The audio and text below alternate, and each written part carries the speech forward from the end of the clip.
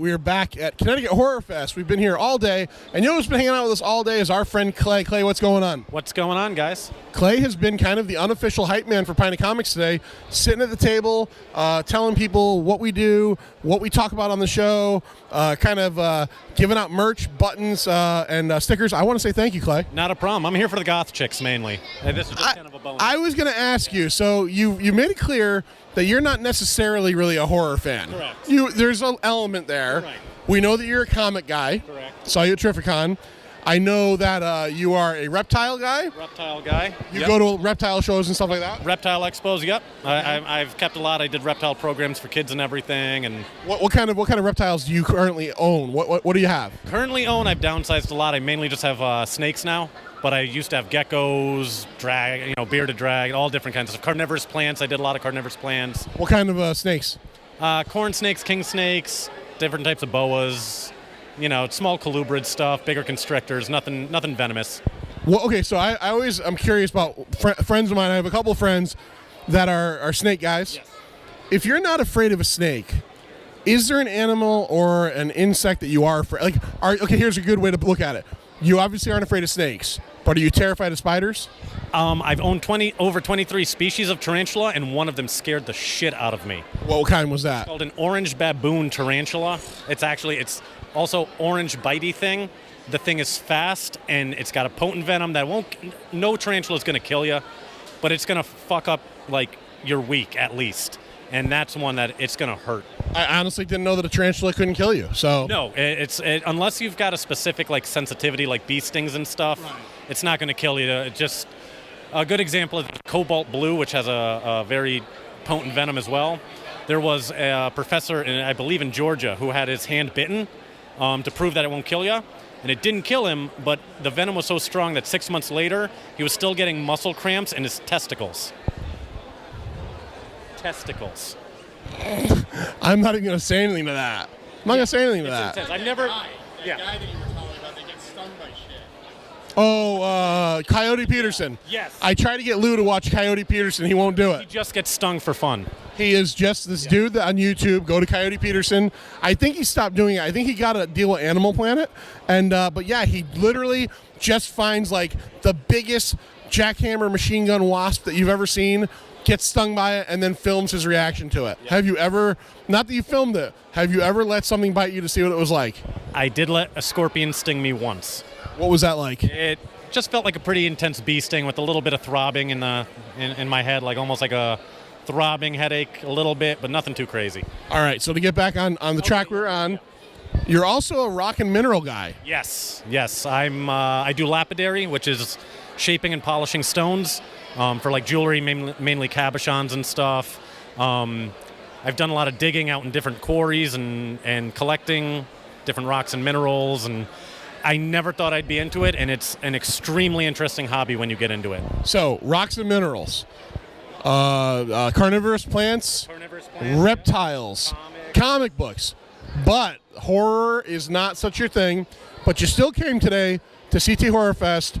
Mostly for the goth chicks. Mostly the goth chicks, but it's a good time too. It's cool stuff. That's what I was going to ask you was. I'm not into horror, but you can still like horror. Right. And I'm a big fan of Rob Zombie, so House of a Thousand Corpses, Devil's Rejects, all of that shit was real fucking cool. Growing up watching Mike Myers, Jason, all of that stuff was real cool. And come full circle, Swamp Thing, I've been a fan since I was a little kid, started off as a horror comic. So absolutely. It comes full circle. You can enjoy parts of it without being a huge fanatic. Okay, so what today have you seen so far at CT Horrorfest that maybe kind of caught your eye or said, oh, I'm going to check that out further? There have been a lot of really cool prints. There have been a lot of real cool artwork and stuff, kind of almost like a Comic-Con. I didn't realize there'd be this many prints and into customized artwork. Yeah, I think Rob, the guy who runs it, I think said they had maybe 20 more vendors this year. We were at the show last year too, and it was in Danbury, and it was a great show, but it was much smaller than this. Yeah. No, there's a good amount of artwork here that I typically would see at Comic-Cons and stuff and the art stuff, but there's a good amount of horror art here too as well. Pick anything up? No, I haven't picked anything up. All the Comic-Cons have actually made me pretty broke for this month, so I figured this would just be a good con to come, hang out, I think a buddy of mine, like, we got a print, like, for him to sign, and other than that, it's just been enjoying the show. Just chilling out with us here at Pint Comics. Clay, we talked to you. You're going to be doing a couple episodes with us. You're going to do a Pint movie invitational.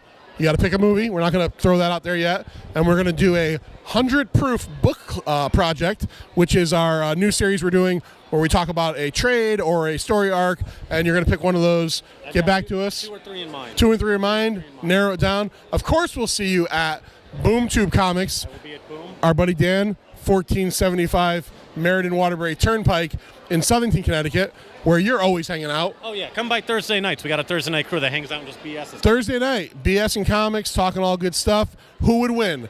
The Hulk, Thor, Aquaman, Namor. They talk all that stuff. Clay, thanks for hanging with us today, man. Comic books, minerals, rocks, nerdy shit, and history right there for you. Pint Comics, we're out. All right, we are here at Connecticut Horrorfest, and we are chilling out with Brian Spears of the Mobile Horror Companion and so much more. We'll get into that. Brian, what's going on, man? How you doing, man? How you doing? I love hearing his voice because I'm a big fan of the Mobile Horror Companion. If you don't know it, it is an awesome podcast, and it's one of those things that every time I talk to a podcaster, I'm like, wow, that's the dude that comes out of my car speakers and my earphones. Now, Brian, Never listened to my own show. I'm going to tell you a quick story, not to divert from you. I have never listened to our show. I edit it, so I always hear it as I'm editing it. Last night, Lou and I went to go do some filming somewhere, and he played our most recent episode, and I listened to like maybe 40 minutes of it total on the ride. And I was enthralled because it was like the first time in 100 episodes that I've actually listened to one of our episodes, and I was enthralled. I'm not saying it was that great, but by the fact that like it was the first time I've listened to it without pausing it to take an out. The time I hear it is when Carlos Danger edits when we have our sleepovers. Yeah, you guys have some pretty nice sleepovers, right? You now look, do you listen to the Mobile Horror Companion? I just listened to it on the way here. Look at that. So tell everybody what the podcast is about, and then because it's not just horror. We just talk movies, and I think we're assholes with opinions. So I just think like I love movies. And it all started where we would go to these type of conventions and have sleepovers in hotels, and we would like just talk movies, and we just kind of brought that into the thing. I personally work in horror movies, so it's like, it's like the plumber that doesn't have a working toilet. I don't always like horror movies, but I think that makes for a better show. Or I don't watch, like, my movie tastes end at a certain decade or a certain era, or I like a dumb horror movie. I'm not a big, I don't buy into everything that goes on, like the cliches, the kind of the trendy thing right now. So you're not a fan of It Follows, is what you're saying? No, not at all. I'm not a fan of anything with IT in it. How's that? Oh, okay. All right. I get what you're saying there. Or the ABC. Oh, the miniseries. The It miniseries with, Tim Curry. Tim Curry was dropping on my head. Chapter 2 of the miniseries. I thought in the sense that it kind of runs all together. Yeah. Like, I mean, is it a great? No. But is it better than that? I haven't seen part 2 of the new but I mean, it blows away the movie, the first movie.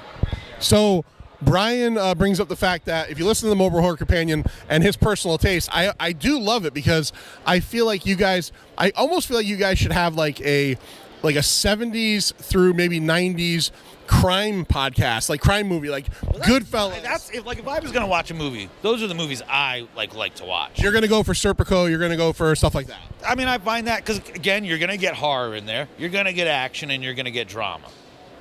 And all that, like any type of 70s crime, mob movie, that type of stuff. I just like, a boost. Yeah, I mean, there's moments in there that you're terrified, and it's like, and also, they seem more real. Well, yeah, yeah. Just name that movie, that's real, but you know what I mean? But that whole era just... Okay, so what would you say of that era of kind of like drama, actioner, cop movies, mob movies? What would you say is like your favorite? What is your go-to? For me, I would say right off the bat, it's Goodfellas. Goodfellas number 1. I mean, it's probably one of the greatest movies ever made. Just put away what genre it is. I also love State of Grace. I've never seen that. Sean Penn, right? So good. It is It's in my top 3 of, I mean, do I have to say The Godfather because everyone says it? But, yeah, that's up there too. French Connection. I love 70s movies. That where guys could look like me and be leading men, like the ugly guy. Gene Hackman was a star. Dustin Hoffman was a star. Robert Duvall was bald by the time he was 25. You know what I mean? Like, all right, they didn't have to be on the WB for 2 years and then get a show. Okay, I get what you're saying. The 70s was the era of schlub leading men. It was like, the writer-director rather than a studio making a movie or a movie by committee. And I think, we're all kind of creative in our own right. We want our voices heard. And I think that's those are the movies I want. Like, I want somebody that made that, maybe they didn't do every aspect of it, but they created that vibe. All right, so since we're on that and you kind of brought up favorite of the mob genre, what would you say straight up if you could answer this? I'm going to ask Lloyd too because I don't know if I know the answer from Lloyd. I know mine. What is your we're going to start with Lloyd and go over to Brian. All-time favorite movie, period, the end. Genre doesn't matter, any of that. Oh, shit. That's hard for me to come up with a favorite. All right, we'll come back to you. Think about it. Mine's Jaws. I could watch Jaws indefinitely. There's a horror movie. Yes, Jaws is a horror movie. No, it's not. But all right, that's a whole other topic. Oh, you're wrong. No, I'm not. You're absolutely wrong. The situation is horrific. What is a horror movie? What is a horror movie definition to you? Again, like I said, I think it's a great action drama, but it's hard. It's scary. Like, can't an action drama be scary? It's a summer movie. What about, okay, so do you, okay, I disagree respectfully. Yes. Do you think Alien's a horror movie? Alien? Alien. I'll give you Aliens, not Aliens. That's a straight-up action movie. It's a horror movie, too, to me. It just... I mean, it has horror in it. He agrees. All right. So, okay, we're right. Well, it's a creature movie. It's a creature movie, a horror movie. Yes and no. Like, that's what I mean. I just don't think Jaws, again, I think it's one of the great, it's probably, up there for you. Spielberg's made maybe 1 or 2 good movies, and that's one of them. You're not a big Spielberg guy. I mean, now, no. I mean, I'll give you E.T. See, I wouldn't put E.T. on the list. I think that doesn't hold up. Pulls at your heartstrings. I think we're about the same age. Yeah. When you saw E.T. in the theaters as a kid, did I cry? Did you cry when they found him in the ravine all white and chalky? I cried so fucking hard. Yeah. Or when he comes back to life and and he's all white and yeah. I probably maybe E.T.'s a better movie than I give it credit for. I think it might have fucked me up emotionally. He also made Hook. Yeah. So, let's not forget that. Let's bring that up quite often. Wait, but are you saying that as in, you like Hook? Or okay, because that's garbage. No. Because doing the podcast... Fight scene with a bunch of kids, you know what I mean? Doing the podcast with meeting a bunch of people, I find, maybe it's the age range, I was probably 15, 16 when Hook came out. Too old when that came out. Me too. And I find a lot of people really love that movie. You know another movie I hate, which I find I work with younger people, they all love The Dark Crystal. Now you're going, I love The Dark Crystal. Come on. I love The Dark Crystal. Yeah. I mean, I'll give it, the artistry is incredible, but it was boring. I thought it was boring when I was a little kid. Did you like Labyrinth? No. Because that's a garbage pile. I like Labyrinth. We did an episode on Labyrinth. We're doing the Pint Movie Invitational. We're having people come on, pick a movie, and that was hard to watch. I don't watch puppets. Watch the Muppets, the 1970s, TV show at 7:30 in the evening before we all kids went to bed. We didn't watch Entertainment Weekly at 7:30. We watched Statler and Waldorf. Okay. Want to go back to I didn't. We didn't forget. We do this. 3. Oh. You can't pick? Right, you want me to pick one? I want you to pick one, and then I want to hear the other 2 that are in the running. I would say the Blues Brothers. Okay. All right. But then it would either be Goodfellas or The Thing. Oh, the 82 thing. Yeah. Again, I'm a weirdo, so I didn't know the other thing until after The Thing. And would you say now I want to segue into this. You're a special effects makeup artist. You work on It had nothing to do with me. Really? I love that movie for the effects, but I just think the thing is come on, man, that's a great movie. Take away the effects, it's a great 100% agreed. We did an episode of the same series. Lloyd picked that movie. We discussed it, and that guy over there with Eugene, John, doesn't like The Thing. I mean, I don't know how you cannot. I don't either. I also think, in this political age we're in right now, it's a man's movie. It's a Western, and it's I like it because there's no love story. Nope. I like it because it's just There's no women in it. There's one female voice, the computer. the computer. But it also, so it doesn't, I don't want to say complicate, but you can't, there's no love story to get involved. There's no, like, gotta save the damsel in distress. There's no, like, certain tropes that, like, put it this way, when they made the prequel, sequel, whatever you want to call that. I did like it, but I'm gonna say it is what it is, but they put the love interest, they put this in, that movie didn't need it. It's about the isolation. Oh, I agree. And again, it's scary yet dramatic. Is it a horror movie? Yeah. Okay. I'll give that like a sci-fi horror movie. Yeah, it's one of Okay. So, give everybody out there, what is some of the stuff, what is it you do, first of all? Do you do strictly makeup application? I'm not 100% solid on what it is you do on all these projects, and give some of the projects that you've worked on, because they're super impressive. I'm a prosthetic makeup artist, special effects makeup artist. I do some TV shows. I've done a bunch of those Marvel. Names. I did The Punisher. I did like Daredevil. But again, somebody else builds and I go on and I'm the applicator. Then I do a bunch of like horror movies. We shot in Connecticut. We shot The Innkeepers. It's a little ghost story that we filmed at the Yankee Peddler. So I built things. I did another movie called Stakeland, which we've talked about before. Stakeland was awesome. Last night? Yeah, first time ever. I love that movie. But it's a smart man's vampire movie, I think. It's. I am. Yeah, I didn't find out. Brian gave me a copy of Stakeland last year at this event. I watched it maybe a month later, and then like 8 months later, following Brian on Instagram or on Facebook, I found out that you played the nun. Yes, I'm and the topless nun. And the Santa Claus. Santa Claus, yes. Yeah. So, and that one I built some gags too, So I didn't just do the makeup, but we built everything and kind of did all that kind of stuff. So what? So if The Thing wasn't what got you into this line of work, there's no. Fangoria Magazine got me into this. All Evil right. Dead 2 got me into this. Listen, Dead Heat got me into this. Like Dead Heat with Joe Piscopo and Treat Williams. Yeah. Treat Williams' character's name in that movie is Roger Mortis. Yeah. Roger Mortis. No, Roger Mortis. But he plays a zombified cop. Video stores got me into that movie. Let's, that was when I'd go and rent a movie. That was the way of life for guys our age. We would watch movies you're not supposed to watch when you're 13 and 14. You go out on a Friday night to Blockbuster or Galaxy Video, you'd get your 3 DVR tapes, and you come home and watch it. That's what you did for the weekend. And that's again, we had right down the street from my house, there was a mom and pop video store, And again, probably shouldn't have rented half the movies I rented, but I did. And that was sort of then I read them in Fangoria Magazine and stuff like that. And, I guess I would say I was always kind of like a artistic kind of guy, and that just kind of got me into, I want to make monsters. And you mentioned before, can I, we'll edit this off, not, you're doing something pretty big with Lin-Manuel Miranda. Can we talk about that, or is that? I did a musical. I was just an applicator on that. He has a new musical coming out. It's called In the Heights. That's still pretty. He didn't direct it, but I guess it's based on his. I know nothing about Broadway. I saw one Broadway show. Funny story. One Broadway show I saw in the '90s. It's called Tommy. Oh, The Who? Yeah.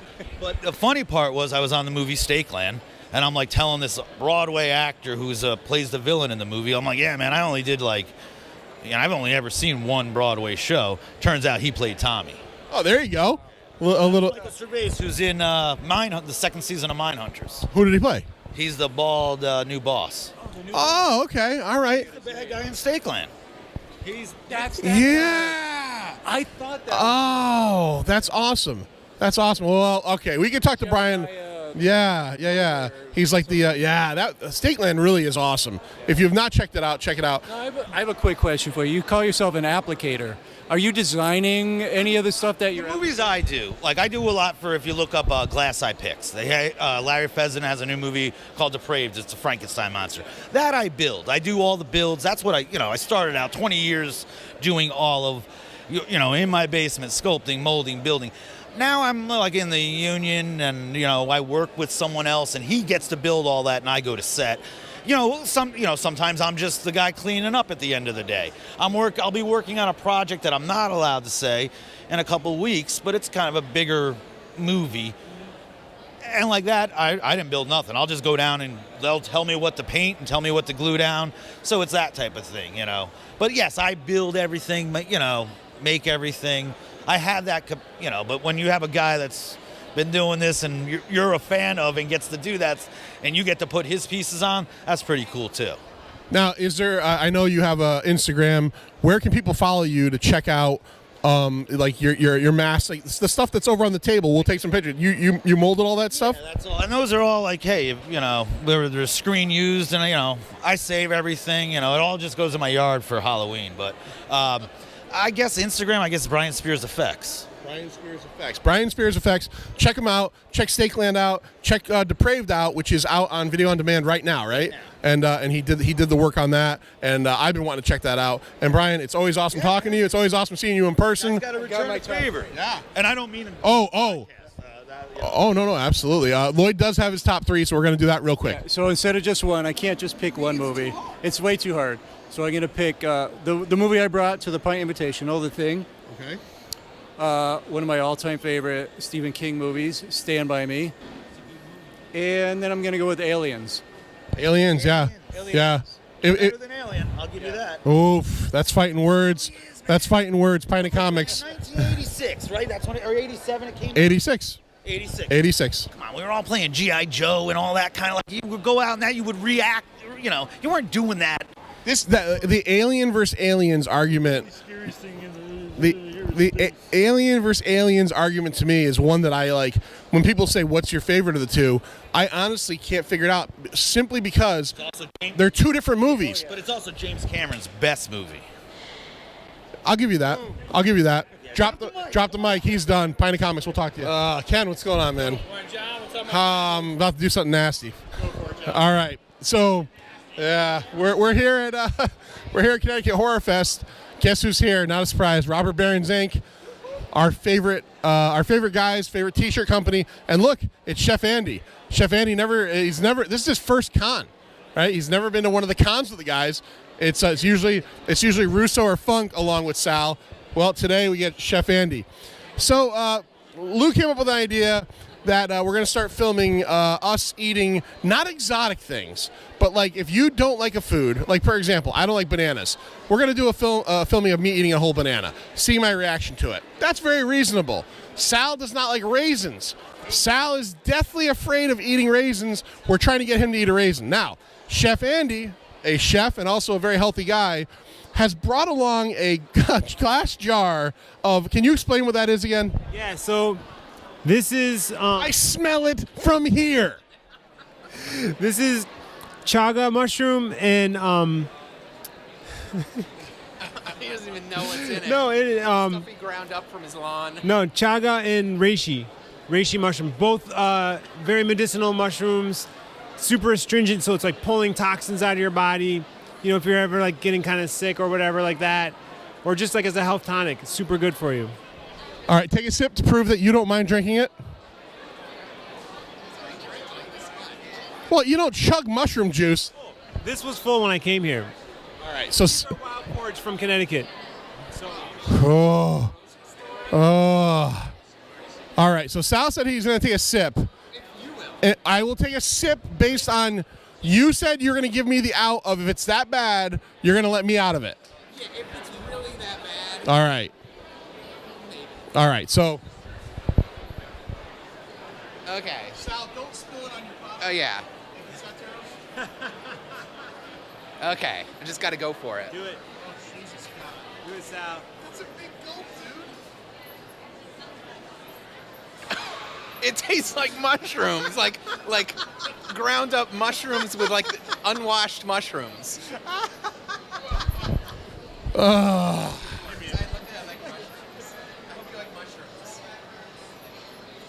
damn it.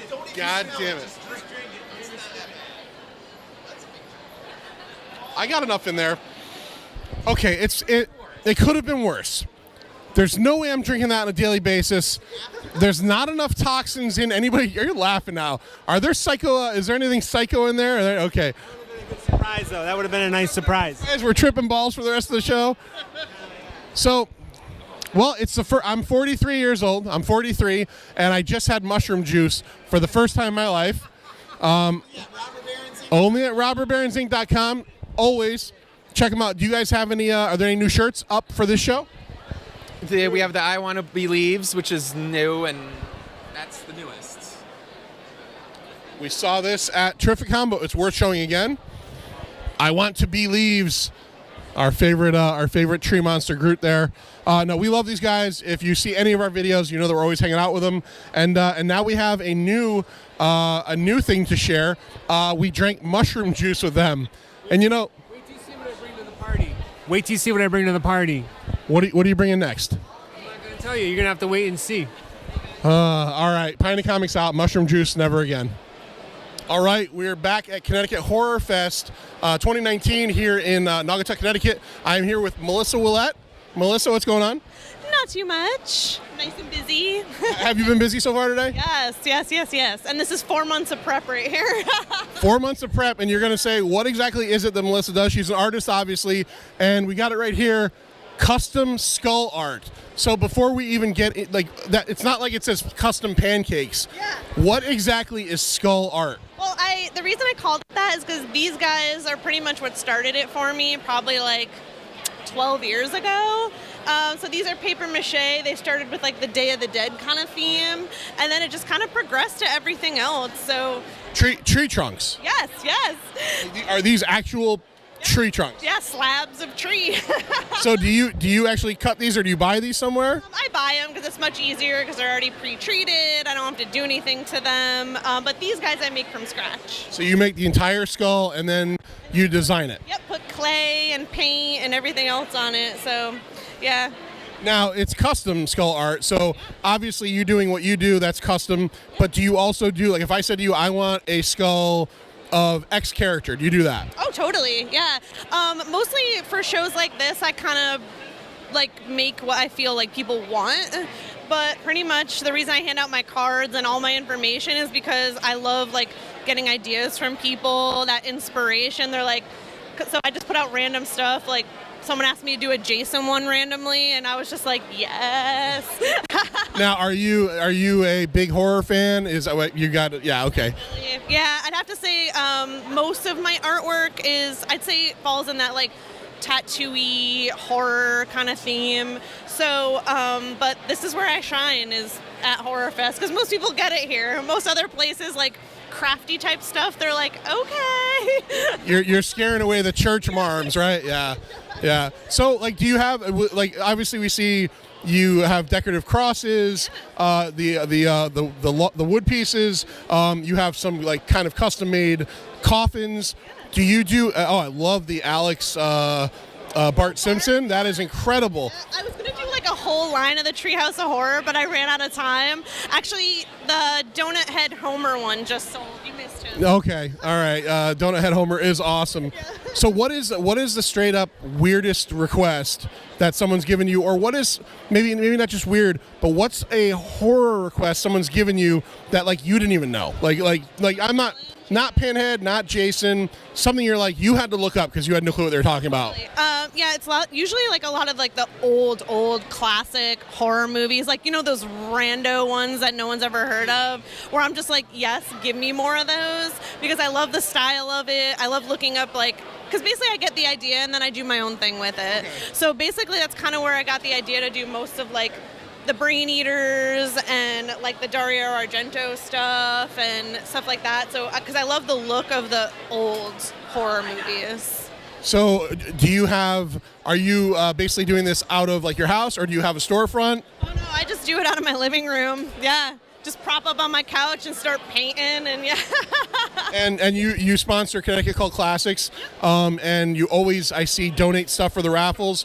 So I'm assuming you stay pretty busy doing this. Oh yeah, totally. I mean, this is my biggest event, I'd say, but most of the time I'm probably doing maybe 6 to 10 different shows, because this isn't my full-time job, but I squeeze it in. It's a nice little part-time gig. Oh, totally. Yeah. I mean, I wish it was full-time, but I get that. Call it starving artist for nothing.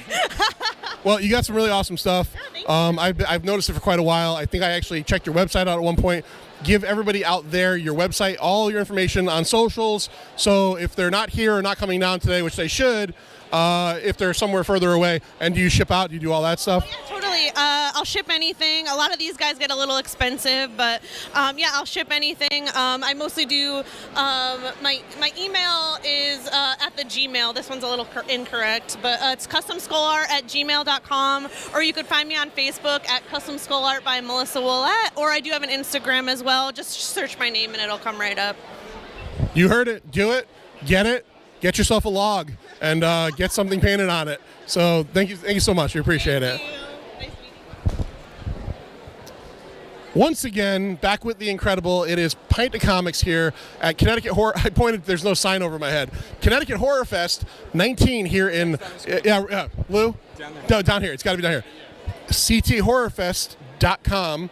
And we did a video recently, and we're talking about a book, and I said, and I didn't do it on purpose, I said the website will be in the description below, and when I saw the video, he put it there, and I actually felt like my life changed. I'm like, holy shit, he put it's like I did it. I felt like I really accomplished something. Watching this, no, there's nothing there. There's nothing, it's not gonna, it does not say Connecticut Horror Fest at all.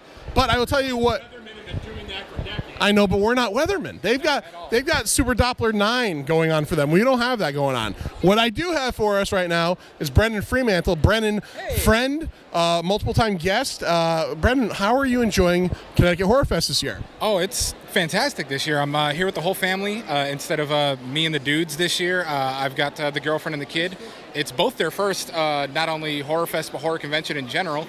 I've been destroying my daughter's life with horror films. We've been running through the Saw franchise, so you know she's just going to need years of therapy after this. That is, yeah. I don't know. I'll ask her off camera. Are you enjoying the Saw franchise? She is. Are you a fan? Oh yeah, I love the Saw franchise. A lot of people shit on it. I actually like the Saw franchise. It gets a little convoluted towards the end there, but it's always like fun and inventive. And I did not like the last one they did. No, the last one. The way I kind of described it was when you hit the twist at the end. Yeah. Like I was just kind of like, I guess, man, because like you're telling me that this is true, so I have to like kind of accept it as canonical. But otherwise, I was just like, all right. What's your favorite horror film of all time? Probably Halloween or the Texas Chainsaw Massacre. One of the two. Who out of the two of them, what character do you like more, Michael Myers or Leatherface? Michael Myers. I like asking someone with direct. Everybody's always like, I'm not sure. What is the most popular? What is a horror movie that's super popular, everybody loves? And we might have asked you this once before, that you just don't get. Oh, it's not that I don't get it, but Suspiria, if there are any Suspiria fans, that movie's... Can I curse on this one? Yes, you can. Oh, that movie's fucking garbage. Okay. It's trash. It's really pretty to look at, but the plot is like non-existent. I don't know why people make a big deal out of it. I hate that movie so much. But I mean, I'm also the guy that vehemently defends Jason X as a masterpiece. So you can't really listen to me. So Suspiria, which is considered a classic, is garbage. Space Jason is okay. Space Jason is amazing. I've seen Space Jason a couple times, and it has things I like about it. It's insanely entertaining. Yeah, I think that's the way to go with it. It's insanely entertaining. Now, speaking of Suspiria, I saw Suspiria at like 9 years old. I didn't understand a damn thing. Have you seen the remake? I haven't seen the remake because people who actually like the original have been saying the remake is garbage. So it can go one of two ways. Either it's going to be really garbage, or it's going to be amazing because it's nothing like the original, and the original's fucking trash. What are some of the horror movies that you've been, besides Saw, showing your daughter, getting her into stuff like that? Well, one of the first ones we did we start with the PG-13 ones? So we started, I think, around like The Conjuring and kind of that area. Happy Death Day we did because that was a PG-13. Happy Death Day. That's a lot of fun. It's a lot of fun, and the sequel is awesome. Yeah, I loved it. The sequel is a science fiction movie. It's not a horror movie. Yeah. It's like such a weird time travel science fiction movie. But yeah, so we started there, and then more recently we did the Halloween franchise. She and I both loved the Halloween 2018, the newer one. Were you a fan? I loved it. Really? Yeah, I'm looking forward to the next two. I kind of felt like, I don't know. But you know what? I'm not disparaging. Yeah. I personally love the first one, and I love the second one. And the fact that they're like retconning the second one away, the original second one. I like that they retcon the sister stuff. I think that stuff's garbage. Okay, so you're okay with that? Well, because it immediately makes them not scary. Like, I'm not related to this fucking dude. Who cares? I ain't got to worry about nothing. All right, I get that. She went that way. Fuck. I get that. I get that. Now I find it funny. You are an artist. You've worked in the comic industry. You've done Pratt and other stuff. Yep. I find it funny that the day that you come to a horror convention, being a huge horror fan, and I know that you've got to have some horror shirts, you choose to wear a Tom King, Mitch Gerard's Mr. Miracle shirt. Well, now what you didn't notice was when we bumped into each other at Terrificon, I was wearing a Friday the 13th shirt. So you're a con t-shirt contrarian. Yeah, fuck them. Okay. So if you're Keep them on their toes. keep them on their toes. Yeah. So you got people looking, going, "What is this?" And then you have a way to jump in and go, "Hey, this is a great comic book from DC Comic Books." Yep. Absolutely. All right. So I'm going to ask you, just because I got to ask. I know it's been put off a little bit. The art show, the next art show. They can't all be monsters. They can't all be monsters. We did. What was it? Boy, a year ago, year and a half ago or so. It was a year ago at Horrorfest. At Horrorfest, we talked to you, and you had done the show in, what was it, like April? Yeah, I'd done the show in April. I was gonna be doing another one in like 3 weeks from now, but I postponed it because I just want it to be right.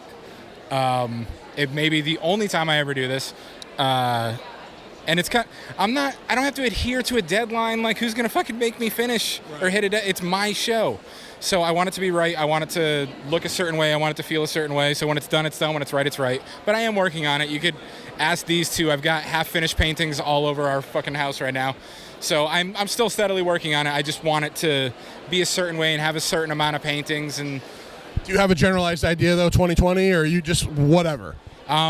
It's kind of whatever. I'm hoping 2020. Right. I'm hoping spooky time 2020. Okay. So like around now next year. Wait, is spooky time an actual time period? Are you saying like September, October? Is that spooky time? It's exactly spooky time, yeah. My spooky time actually goes into November. So like from September 1st to Thanksgiving, spooky time. Okay, all right, and then November 2nd to Christmas season. Yeah, basically. Okay. All right, that's cool. I get that. If you don't follow Brennan on all the social medias, you absolutely have to, because what we talked about the artistry. What I can't convey enough, seriously, not because he's a friend. Nice to me now? I'm going to be way more than nice. I am not way more than nice. I'm going to get the knee pads out because I'm sorry, but like if you have not checked Brennan's stuff out, well, no, but seriously. In front of my child. Hey, that can mean a lot of things. If you have not seen Brennan's Just made it worse. artwork, if you have not seen his tattoo stuff, this dude is a real talent, man. Every time you ever post a tattoo piece up or a painting up, like, I literally can't believe how talented you are. And I'm not just being nice. It's incredible. Thank you. I don't know what to say to that stuff other than thank you. I try my best. So, Okay. Is it natural? Is it natural? Yeah, now I'm getting weird. Is it natural? Like, are you the person that, like, from day one, like 7, 8 years old, you were able to draw, or did you have to work at it, or are you like just naturally, like talented? I mean, some people are. I mean, kind of both. Like, I get frustrated with the things I'm not immediately good at just because I'm an asshole. So there are types of art that I don't do. Like, I don't do watercolor because I couldn't get the hang of, how to blend the colors and everything like that. I don't do acrylics because they dry too fast for me. I like the oils because I get to push them around for like an hour or so before they start getting like sticky or anything like that. And the tattooing is kind of the same way. I just sort of do, it's just getting better and better and trying, and I just picked it up. So the ones I pick up, I do. The ones I can't pick up, I leave for better people than I. And as always in the art world, comics and stuff like that, even professional comic artists out there now, they have things that like they don't like to do. Yeah. When you're painting or drawing or anything, do you not like to do cars? Do you not like to do buildings? Is there something that you're just like, damn, I've got to draw a truck?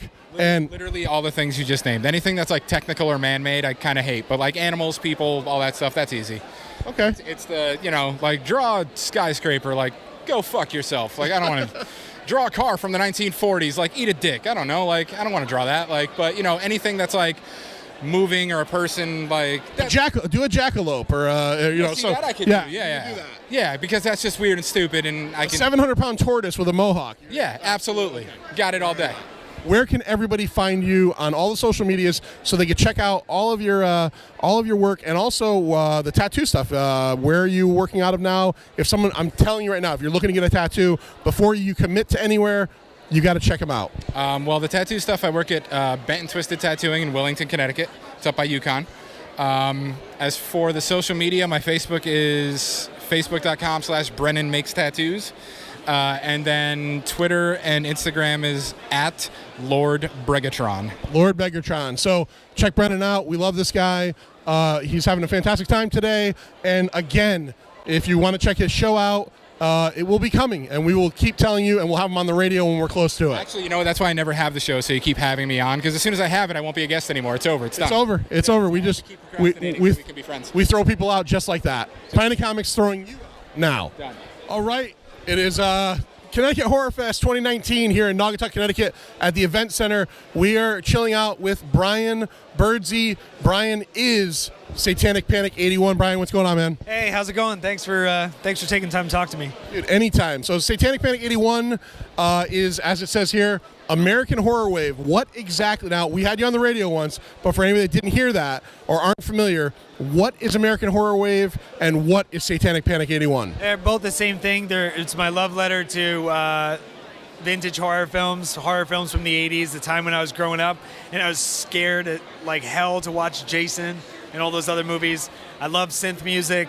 I've always loved new wave. I love bands like Depeche Mode and The Cure and things like that. So I wanted to take that part of it and then bring horror into it as well. And that's what I did with Satanic Panic 81. Started out as a duo, and now it's just me. Down to one guy. You're still friendly with the other guy. No, we're still really, really good friends. Bruce, want to throw that out? Bruce, who was involved in the Sacrifice Hunter, and it's one of those I just like saying it because it's so classic to say, and we don't get to say stuff like this. You guys had creative differences. Yeah. He just stylistic. It was really, at the end of the day, he had an idea for a direction that he wanted to go. I had a direction for where I wanted to go. We couldn't meet in the middle. And so we just said, okay, how do we dissolve this? What's the most fair way? And he was like, you know what? You like it so much, you go ahead and do it. There was like 2 days where things were weird. And then we just, our daughters are friends, our wives are friends, he and I are friends. We still do our Power Violence project together. And we still have a lot of music to make together, just probably maybe not under this name. Who knows? I mean, the invitation's open to him if he ever wants to play again and do this again. As long as we can agree on what to make, I'm more than happy to play with him again. He's I've known him for 15 years of my life. Like, just get rid of people, That's awesome. Hey, that's it's almost like an amicable divorce, and in kind of roundabout way, you ended up with the dog, right? Like he was like, the dog always liked you a little bit more. You were always into the dog a little bit more. And not saying that this is a dog. We love Satanic Panic, but it was like, it could have been much worse. It could have been where you're both fighting over it. Yeah, no, and that's not something I wanted. And obviously, most important to me more than anything else was that he and I stay friends, because we had a couple years where he and I didn't talk, not for any reason other than I moved away and he had his life going on, and then we reconnected, and then we did this when we reconnected. So it's just really important that what came out of that was he and I are better friends, and I think we are better friends as a result. So that's awesome. And what's important in the end is that you're getting back together brought us the Sacrifice Hunter, which is what we talked to you about. God, maybe last year on the was it Christmas time on the radio show. Tell everybody what the idea behind the Sacrifice Hunter is. And what's going on moving forward. Sure. So the Sacrifice Hunter was our debut, and like most directors, when they get their debut, they go into the horror genre, and a slasher is a really easy film to make. Well, it's also a really easy film to score. So I just wanted to make a slasher. I want to make something that sounded like it would go great with a slasher movie. So we did the Sacrifice Hunter. The next one that we're working on now, I keep saying we. What I'm working on now is called Mara, and it's going to be more of a revenge movie. Very, very synth-driven. I've kind of upgraded the equipment that I'm using to make it sound really, really cool. And just in time for Horrorfest, I released a demo single, a song called Composite, and I did that. I picked that one because out of all the song titles, alphabetically it was first. So there's really there's nothing special about it in any other regard other than it was the first one on the list alphabetically. But yeah, that's really about it. The songs that I've written, I'm really excited for. Musically, they're the best things that I have ever written. And the artwork is going to be awesome. The music itself is going to be really, really great. And what's exciting is that I did finish the score for The Dead Girl in Apartment 3, which afforded me the means to release it on vinyl. So it will be released on vinyl. So you're getting this on vinyl? Vinyl, cassette, and CD. Because the Sacrifice Hunter, one of the coolest things about it, if you take a look here, is that it comes in this kind of clamshell case. It's a tape with a digital code. There was no CD. You did a limited run CD, right? A CD pressing eventually? Yeah, and we have that over here as well. So when I did the second pressing for the Sacrifice Hunter, I went ahead and made CD because I read online that people are still buying CDs, and I figured I could throw $100 at it and take a gamble and see if that was a medium that people wanted. People still holding on to that last of the physical media. Yeah. Are you strictly a record guy, or do you still buy CDs? No, if it comes out, it depends on what it came out on. So if it only came out on CD, then I'll buy the CD version. I will actually gravitate more toward tape because I just like a cassette better. I like the feel of it. I like the look of it.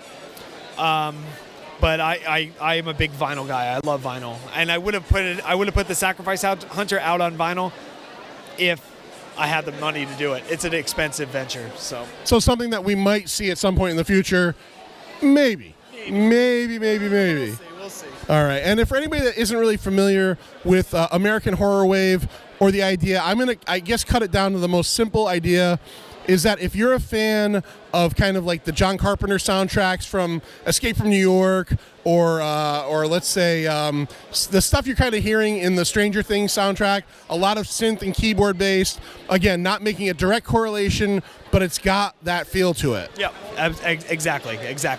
And were you totally, like, when Stranger Things came out and kind of reignited this kind of the love for it? Stranger Things is almost 100% responsible for the big uptick in artists like myself. So I am post Stranger Things artist on this. That came out first, and then I was like, I love this soundtrack so much. I want to do this, but I didn't want to steal what they were doing, because they're so good at what they do. So I wanted to just put my own print on it. But there are a ton of great artists. There's the Slasher Film Festival strategy. He's amazing. There's Matt Akers out of Detroit, who's become a really big friend, a good friend of mine over the last few weeks, because I admire his music so much, and he apparently admires mine too. So it's like mind blowing that happens. There's a ton of great artists out there who sound like this. So. All right, so if you aren't familiar so much right now, you'll get familiar. We're going to give you all the websites and everything. And I also want to point out that Brian is always cool with letting us use some of the music on the podcast. Scary Larry's Pint of Horrors, which is going to be coming out pretty soon. Composite is actually going to be the title track for that. And if you listen to the WESU radio show every week, our outro track is a track from Sacrifice Hunter. So it's just, we love what you do, dude. I love the music. I told you before, I'm fairly certain it's on Amazon Prime Music. It's on one of those streaming channels. I'll throw it on a lot when I'm reading. It's just one of those cool kind of ambient things also to listen to. But I'm a big fan. I love the design stuff you're doing, the red cassettes. Like, it's just the horror element of it all. If anybody wants to follow you or look into getting this stuff that's not here today, give everybody everything they need to know. Sure. You can buy all the merch on Bandcamp. And you can follow me on Instagram, Twitter, Facebook, and I think that's about it. I think all the songs are on YouTube as well. Check it out, Satanic Panic 81, Brian Birdsey, and some awesome stuff. Mara and The Dead Girl in Apartment 3, two of the upcoming things. Sacrifice Hunter out now. Check it out. Planet Comics back at Connecticut Horrorfest. At Connecticut Horrorfest 2018, we're going to take a time-traveling machine and go back 1 year. I spoke to Michael T. Lombardi. Hey. Mike, what's going on? How you doing, buddy? Good to see you. Michael had made a Halloween reshoot movie, right? It was a tribute film. It was a shot-for-shot Halloween. We recreated 5 scenes from the original movie as a tribute to the 40th anniversary. So we are now a year later on the time travel machine. It is CT Horrorfest 2019 in Naugatuck, Connecticut, and we're back with Michael. And apparently he has another. We're gonna put a shot of this up on the screen. Another Halloween film coming out, Michael versus Michael. Now, are you one of the Michaels in Michael versus Michael? Yes, I am. Because my name is Michael, so I'd have to be a Michael. All right. And if I remember correctly, you played at one point Michael in the last one. I was Michael last year, yes, for the 78. I played Nick Castle's original Michael Myers, and I'm that in this movie as well. Okay. Yeah. So what is, I'm getting a vibe here of almost like are we talking about like maybe the Rob Zombie Michael versus original Michael? What's going on here? Well, originally it was going to be the Rob Zombie versus the original Michael. But we couldn't find a Rob Zombie mask that I felt was good enough on camera, so we went to the 2018 version. So essentially, the movie's a hybrid. I wanted to do something totally different. I know there's a lot of fan films out there. We see them all the time. A lot of them are very well produced, but most of them do the exact same thing. They're either relatives of Loomis or relatives of Laurie or whatever, and they don't really stray too far from the source material. And that's fine. But I wanted to take a different approach to it. So I had an idea to make a Halloween movie that combined Halloween, Stranger Things, and weird science. And so that's what this is. There's a heavy comic book influence on this movie. Weird science? Weird science. Is there anybody in this film wearing bras on their heads? No. There are no bras on this. No. Okay. So not that aspect of weird science. Aspect of it, but two teen boys who create a science project on the eve of Halloween. Something goes wrong with it. The two of the elements of the science experiment are two Michael Myers figures, action figures. They're trying to teleport them from one little glass chamber to the next. Something goes wrong. These figures come to life and go out into the town and start killing people, and they've got to find a way to get them back. So you've also got an aspect of The Fly in there, too. Kind of, except that it isn't. They don't teleport. There's a geomagnetic storm that happens on Halloween, and it does something to their experiment, and it just brings them to life. All right. Sci-fi, that's the sci-fi angle to it. Sci-fi horror angle. Weird sci, yeah. Now, we're not here with just you. No. We've got, I'm assuming, 3 of your actors here. Yes, 3 of our characters. All right, so I'm going to go one by one, ask you who you are, ask you who you play, and we will start with you. Brynberg, I play Mabel. And who is Mabel in the story? Mabel is the neighbor you never want to have. I have one of those. She is belligerent, she's very angry, and she's not nice to trick-or-treaters. I think Mabel lives right next door to me, and I'm sending that out to you. You know who you are. And you? I'm Nicole DeMott, and I play Alexandra. And who is Alexandra? Kind of a stuck-up girl who really thinks that she's, like, all that. I don't know, she's kind of like top game, though. Known all of them, known them as well. And you, sir? Hi, I'm Jack Stone, and I play Caleb, who's kind of like a stoner-type character, and kind of the comedic relief, you could say. We need a lot of that. And by the way, might I just say, you have an awesome, like, novel, like, Jack Stone. Like, not the author, but, like, there should be a series of books, like Jack Stone in Nuclear Torpedo. Like, right? Okay, I'm just letting you know. Is that your real name, or is that, like, a stage name? This kid wins. Name's Jack Stone. And it's not a fake name. No. My God, that is incredible. Jack Stone. Just gotta make sure wow. He's in SAG named Jack Stone, and he's good to go. Yeah. If there's no Jack Stone, then I could see your name already up there. Nothing wrong with your names, but it is not Jack Stone. All right. So where can everybody find Michael vs. Michael as of right now? Is this something that's coming out? Is it going to be on YouTube? It's coming out. We're still editing it. It'll be out at the end of October or the beginning of November. We're trying to hit a Halloween release, but if it doesn't happen, it'll probably be mid-November. Right, we just dropped the trailer yesterday. So you can go to Michael T. Originals on Facebook or Michael T. Originals on Instagram, and the trailer's there for you to see. Okay. It's on YouTube. And again, the movie should be out sometime in late October, early November. That's the goal. And I'm gonna make a prediction for this right now. Stoner kid, he's as good as dead. All right, and the crappy neighbor, kind of the nosy neighbor, not gonna make it. Might be your final girl, maybe. All right, maybe. But these 2 characters, I'm gonna go with as dead as a doornail. Okay. But if I'm wrong, I'm wrong.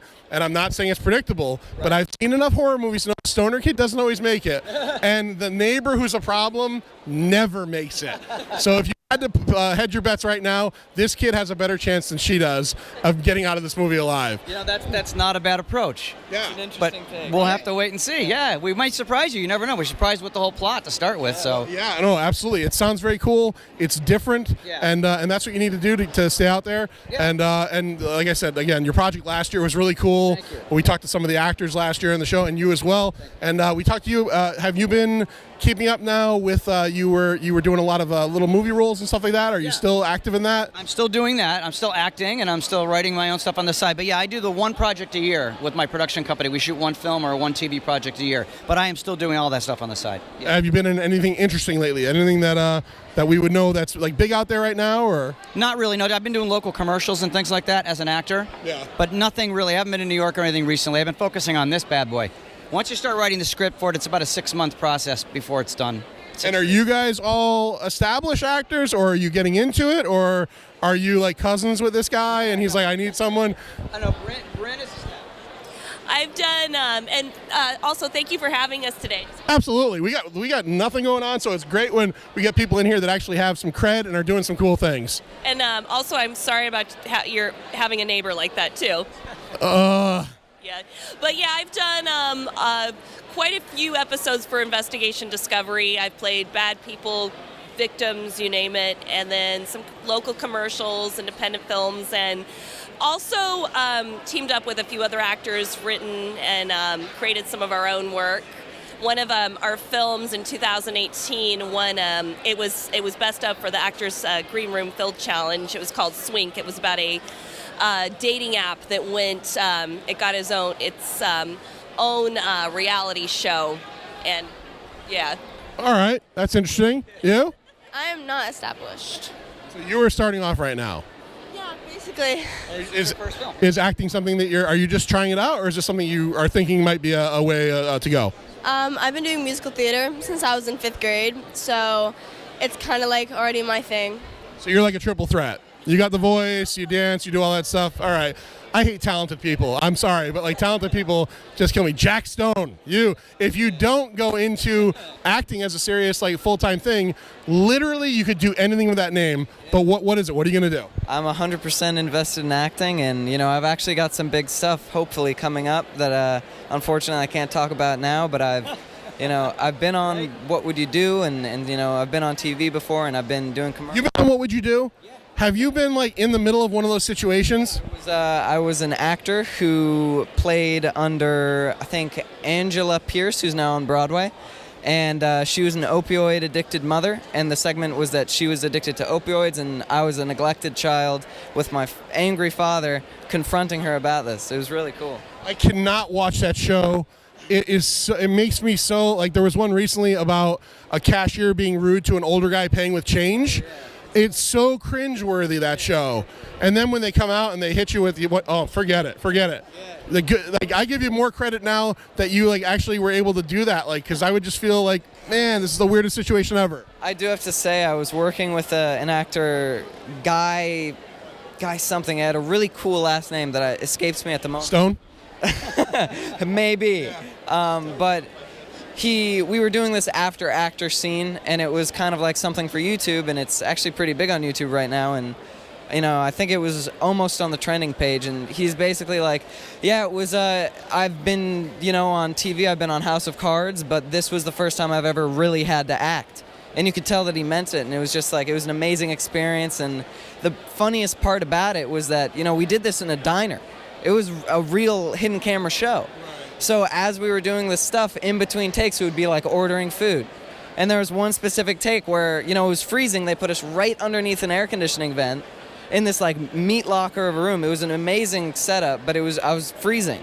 So I ordered some hot cocoa, and in the middle of a take, they bring out this like triple-decker hot cocoa with like cinnamon sticks, whipped cream on the top, and it was just way too over the top for the scene we were shooting. Because we were shooting a scene about like, Mom, I need you to talk to me more. And then this like happy-go-lucky hot chocolate comes out. Even opioid-addicted mothers know that their teenage sons need the biggest hot chocolate in the world. Exactly. That's how it happens. So, Michael, give us all the information, website again, and social media, and I'll ask all of you the same thing. If you want people to follow you, check you out. Yeah. So on Instagram, it's at Michael T Originals. On Facebook, it's facebook.com/Michael T Originals. Okay. Our website is michaeltoriginals.weebly.com. But if you just search Michael T Originals on Google, it'll come up. And that's it. We're not on Twitter. I don't do Twitter. I don't do Twitter, is what he says. I'm not into it. Straight up. Okay. Anybody wants to follow you on social media? You can go to my website. It's www.thebrinberg.com. Bryn is spelled BRYNBERG. And all my social media links are there. My Instagram is _Nicole Demott, which is DEMOTTE. And most of my other social medias are the same thing. Triple threat. Yeah. Finally, Jack Stone. JackStone.com. My Instagram handle is jack.h.stone, and you can go and follow that. Yeah. You know, you could be an astronaut with that name. You could be a starting quarterback even if you can't play football. Oh, yeah. I can't get over this kid's name. No, I just can't get over his name. His name is Jack Stone. It's just a badass name. All right. He plays a stoner. Yeah. I mean, it was perfect casting, like I'm saying. All right. Can I say one more? Yeah, you absolutely can. There's a lot of local talent in this state, and it's a pleasure for me to be able to find new actors to work with, like Nicole, like Jack, and to work with Bryn again. So when people see stuff that's independent, a lot of times they think, oh, it's just crap. It's not. We have a lot of very talented people that work in this state. I am fortunate to work with a lot of them, and I think if people get a chance to look at this project, they're going to be glad they did. You heard it here. Yeah. Check it out. Yeah. He wouldn't lie to you. And it is Halloween time. So, Michael T. Originals, check it out. Thank you. Oh, I'm always on. I'm late afternoon at CT Horrorfest. Sir John with you. Pint of Comics. We haven't talked pints at all at very many conventions. With us today at Connecticut Horrorfest, Larry Erickson. Larry, you've got a hell of a beer here. Tell me a little bit about it. We own and operate Jesse Camille's restaurant down at Hop Brook Golf Course here in Naugatuck. We've been here 24 years and had the opportunity to get together with the guys from Still Hill Brewery in Rocky Hill. I had an idea for a beer that I wanted to kind of do our own thing. I don't have the time, I don't have the patience to do my own, and I don't know how, right? So I got together with these guys, kind of gave them an idea what I was looking for. They loved it. They said, we'll give it a try. They said, can you commit to X amount of barrels? I said, sure. And it took off like crazy. They're on their third batch since May. I think we're pushing close to 80, 90 logs since May. So I've been to Still Hill in Rocky Hill. It's a fine location. Still Hill itself is initially from Glastonbury, but they opened up the brewery in Rocky Hill. Is it located in Rocky Hill? It's right on Route 3. Is this the one that's near that pumpkin farm where they do the pumpkin maze? It's right off like 6. I go to 91. It's right off 91. It's like an industrial park area over there. That's the one up there. Yeah. I know exactly. It's a great spot. Yeah. I hate this mic, man. I'm not used to it. I'm used to the one microphone that picks everything up. So I have a question. I want to say this real quick. So I don't know if have you tasted it? Yes. Oh, you have. See, I haven't yet. I want to do this on camera. Okay, so I'll tell you a little bit about it first. So it's a New England IPA, so it's a little hazy. Okay, it has El Dorado hop and Aztec hops, 6.1 alcohol. The beverage, the alcoholic content there. So it's not bad. It's not bad for an IPA, but it finishes a little bitter, and you get the citrus on the front, bitter on the back. So it's sort of traditional in that way, but we wanted something. That's what you were looking for? You Yes. said your idea? Because what we were looking for was something. We're on the golf course, as you know, can be hot out there. So we wanted something that was slightly refreshing. I don't find all IPAs very refreshing. They're very bitter. So these guys nailed it. Like I had something in mind and they nailed it. And I have to agree with that statement. This is better than the IPAs that I've had lately. it has some hop to it. I mean, every IPA should, but this is not as hoppy. Now, I just want to say that I am not an IPA fan. Nor am I. And it's not necessarily that I don't like them. They don't like me. So we won't go into the details. But I do like them, and here's where I'm going to have my first sip for you guys. Cheers. I've already had a sip.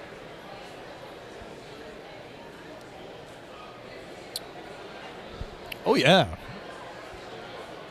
Oh, I know a lot of people that are going to like this one. And we can it now too, so we have cans available at the restaurant for consumption at the restaurant, obviously. Is it available at Still Hill? It is available at Still Hill. It's actually only available at Jesse Camille's or Still Hill Brewery. Oh, very nice. Still Hill. Most popular. It's one of their most popular beers. Actually, at one time it was the most popular beer at the brewery, according to the owner Scott. When did you have it available there? Since like late May. May. It's been going strong. It really has. Yeah. It's very nice. And I just want to say this. Thank you very much, Larry, for bringing the beer here. Definitely. Yeah. I am pretty popular today, I have to say. Well, I'm looking at what you had available in cans alone. Yeah. There's not much left. Well, it's whittled down quite a bit. We had several kegs of this though. So. Oh, yeah, several. Actually, we have one more left. We're just about to kick the second one. We have several at the restaurant is what we have. Several available here, one left. What a show! Some of us have to go to work tonight, so I have to go back there anyway, so, you know. Well, I don't know what that means. Not now. What's the name of the beer again? It's Duck Hook IPA. So it's actually, we preface it by Hopbrook because we are on the Hopbrook Golf Course in Nugget, so it's Hopbrook Duck Hook IPA. Available at Still Hill. There you go. Thanks, fellas. Pint Comics here at CT Horrorfest 2019. We are here with Mitch Hallock. Mitch, what's going on? Hey, boys. Mitch is the Mitch. What is the? I never know what to call you. What is the official title? You are the promoter. Are you the owner? What do you like? What do you actually call yourself? Greg Grunberg calls me the wallet because I pay for everything. Yeah, I'm the producer, the promoter, the organizer, the webmaster, the talent booker. If you have to put it under one title, would organizer be what you would consider the best of the titles? I like the boss. Okay. I'm the boss. All right. I have to say this. What do you think that we call Greg Grunberg? The guy that was in all those J.J. Abrams shows that no one can remember his name? Yeah, that too, but... Snap Wexley. He was Snap Wexley. Force Awakens, right, but I was thinking of his character from Heroes, which was... Parkman. Parkman, that's right. There you go. All right. I do remember that. What did we call him on Twitter? I don't remember. We had a Snap Wexley account. Yeah, we had... Yeah, we did a fake Snap Wexley account for a while. Did he find out about it? No. No, we just... Well, you know what the We'll wait till the next movie. I interviewed him for Big Ass Spider, which was a movie he made about being an exterminator. You never saw Big Ass Spider? Big Ass Spider's really good. Was it on Sci-Fi? Jesus. Yes. It was on Sci-Fi. It's a big ass spider. Not only that, but Greg Grunberg and I have a unique relationship. He's born July 9th, 1966, and I'm July 10th, 1966, and we're like 5 hours, in age away from each other. But I said to him as he was there, I go, I don't get it. You're fat, but you're still kind of good looking. And he goes, oh, thanks, man. And I'm like, but I never understood.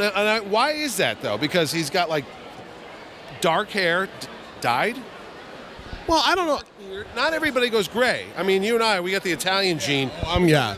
Like 19, I started getting a gray spot, and then it slowly spread. I didn't start going gray till about 4 or 5 years ago. Really? I started going bald very early. Oh, okay. No, I got my beard up. If you see pictures of me about 5 years ago, my beard was still all dark. Literally within like a year's period of time. And your dad's not bald.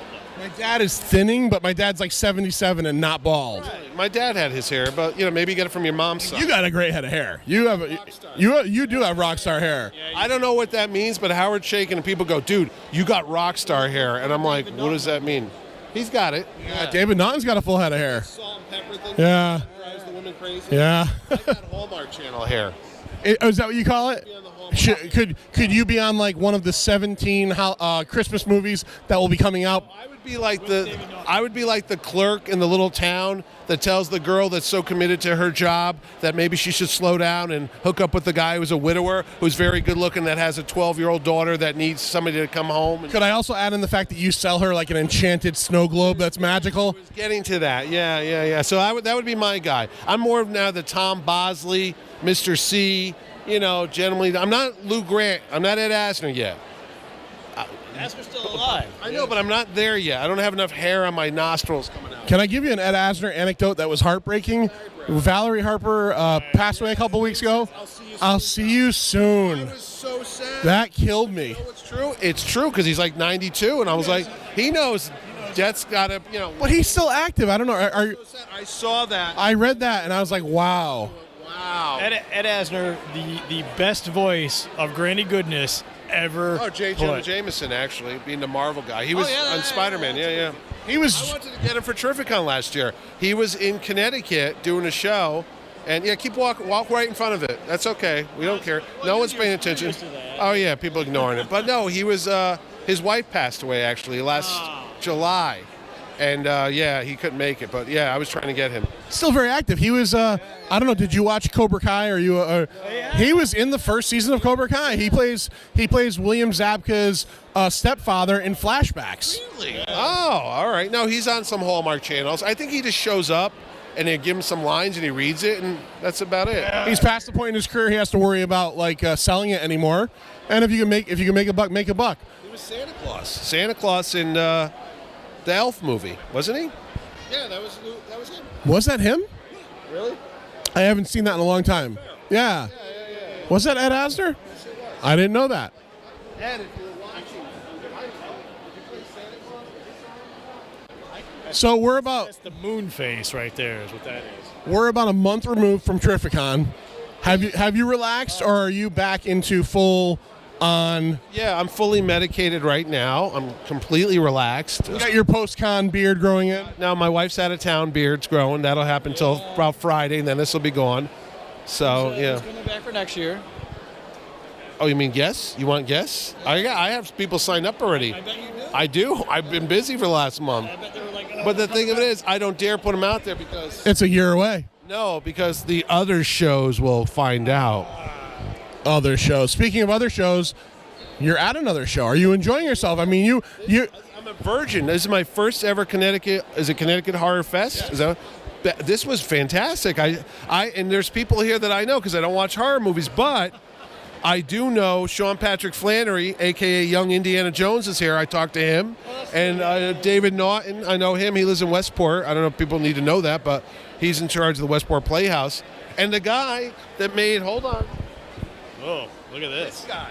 I'm excited. I met Frank Romano, who made all the Ben Cooper costumes. He was an artist there from 1962 to 1993, I think, till they went out of business. But he's the one that painted all those cheesy Ben Cooper costumes we all had as a kid. What's so special about the one you're holding? One here is the Red Skull that was actually taken off the shelves when they found out that the Red Skull was not only a bad guy, but he was a Nazi.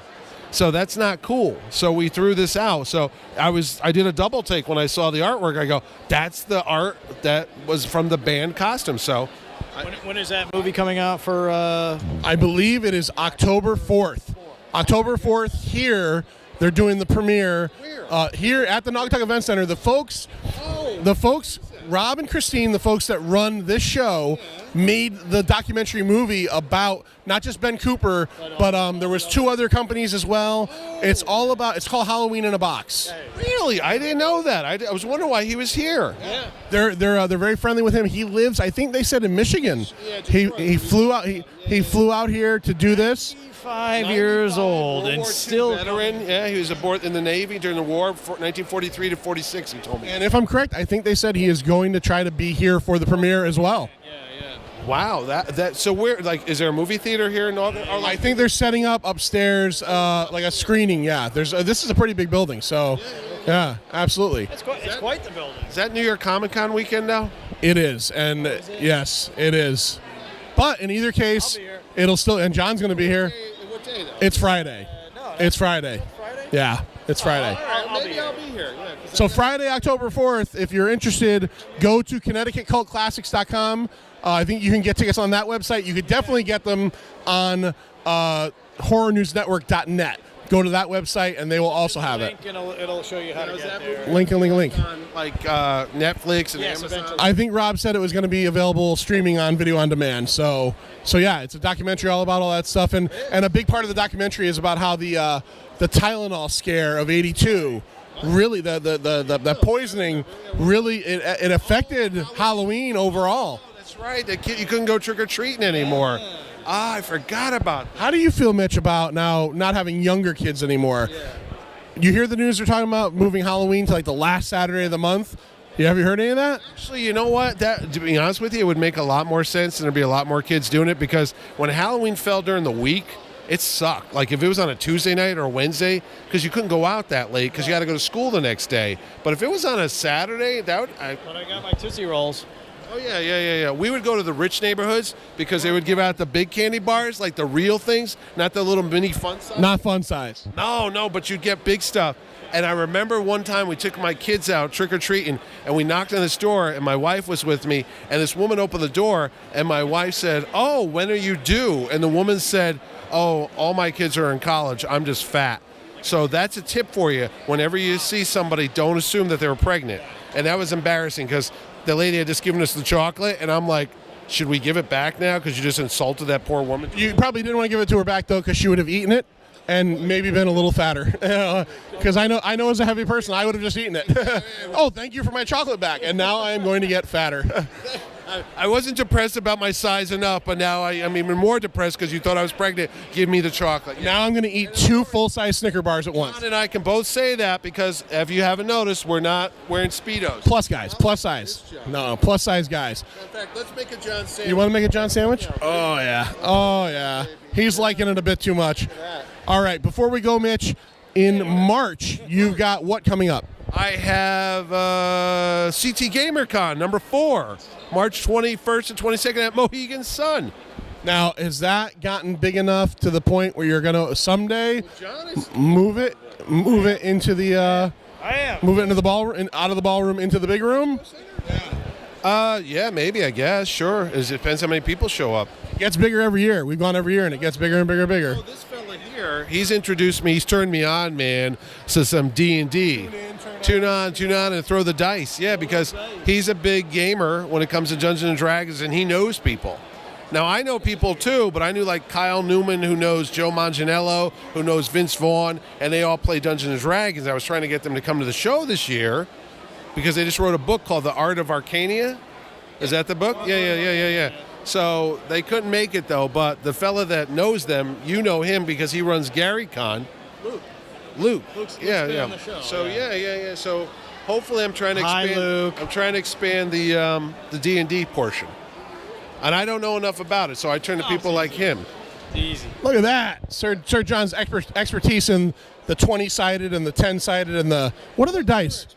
I'm just kind of a jack of all trades. There is a 30-something sided dice. 4, 6, 8, Oh, it's all based 10, on 12, 20, 30-sided is... Is there 64 dice? I think there is. Isn't there 100-sided dice? Ball, right? is. Yeah. It's a novelty thing. No expertise here. Thank you, Luzacci, for that one. I kind of float around myself. What's the highest number you ever rolled? What do you mean? Like in a dice game. You must have hit like a certain number. On one die? On one die. On one die? 20. Is that good? Sure. All right. I've rolled the 30-sided, but that's just a joke. So. All right. So 20's it. It's all hit points. Anything above that, you're just like fooling yourself. You're rolling multiple dice. So. All right, so we're like, what, 5 months away from that?